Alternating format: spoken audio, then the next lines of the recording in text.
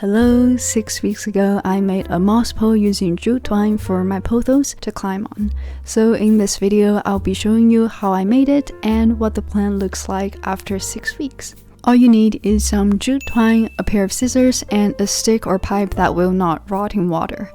I'm using the handle of my old mop. It screws off like this, and as a bonus, it's extendable. So that's what I will be using. I want the pole to stay short first, like this, and then when the plant grows longer, I'm just going to extend it. And because of that, I want to put this end of the stick in the pot. The pot I'm using is a 6-inch pot. I'm going to cover the stick from here on. Let's do that. So first, get your twine.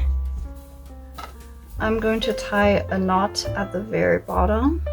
To make the pole, first you want to secure the rope on the pole, but you don't have to wrap it around the end of the stick that will go into the soil. Just wrap it around the part you intend on keeping above the soil.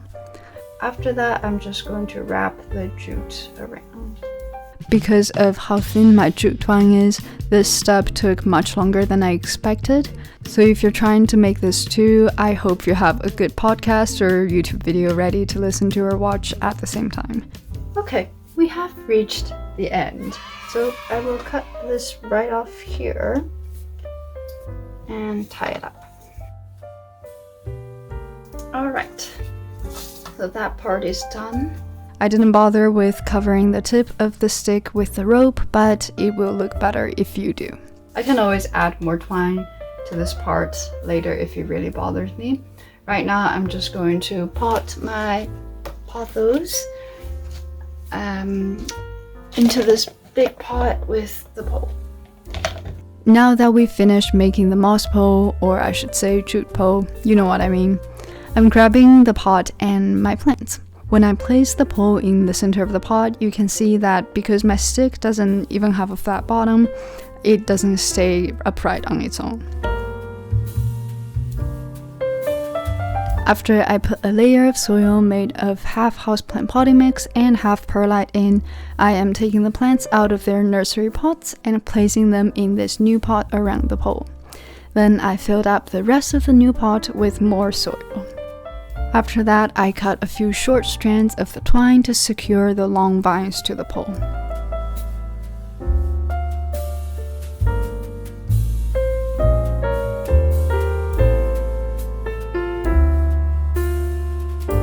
So these two are a bit too short for me to bend them towards the middle, but once they grow longer, I'll try my best to tie it up.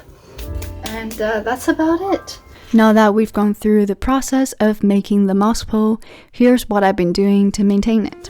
Number 1 is to water it regularly so that the extra moisture provided by the pole will encourage the aerial roots of the pothos to grow. I've tried dumping water from the top, which is supposed to work well if your moss pole is actually made of sphagnum moss, but I found it doesn't really work well for jute twine poles at all. The layer of twine is so thin that the water just rolls down and it gets really messy. So I've just been spraying water directly onto the pole. It does take a few sprays for the twine to become wet. I spray it whenever I water the plant, which is about every 1 to 2 weeks. But the pole actually dries out much faster than the soil, so I really should have sprayed the pole more frequently. The second thing you need to do is, if you notice any new growth that is not attached to the pole, then you will need to give it some help and tie it to the pole yourself. I've just been doing that with the same row of twine that I used to make the pole so that it all blends in. It is now about 6 weeks later since I put this pole in, and this is what this plant looks like. You can see that the vines have definitely grown longer. And now I want to talk about what I liked and didn't like about using jute twine as a replacement for moss on a pole. The first advantage is that it's really easy to make. And for where I live, jute twine is just so much easier to find in shops than things like sphagnum moss or coco coir. And it certainly looks better than the bare mop handle. So it does get the job done if you're just looking to provide some support for your plants. What I didn't like though is that there's not much room for the plants to grab onto. I had only noticed one aerial root actually being attached to the pole, but because it couldn't get deep in there, I actually accidentally ripped it away while I was spraying the pole one day. So now all the vines still rely on my extra strands of twine to stay on the moss pole. However, if you use a thicker rope, maybe this won't be a problem for you. The second thing I didn't like is that it was hard to keep the pole moist. I have to spray a lot of water for the twine to get wet, and I'd say about a day later, the twine becomes dry again.